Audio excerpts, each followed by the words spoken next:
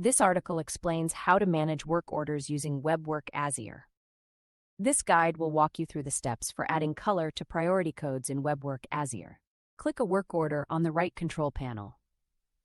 We've chosen work order 000004 to open its details for editing. Click the Priority Field's lookup icon to access additional color code options. Click the pencil icon to proceed to the next set of work order priority color options available. Click the color setting box to select a color code. Select the color of choice.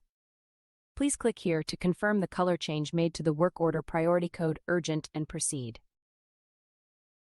Click here to exit from the work order priority screen. To see the color change, you'll need to reload the work order main screen. This article guided you through managing and updating work orders in Azzier.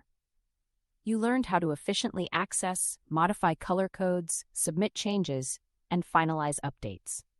For further information, please contact us at support@tero.ca.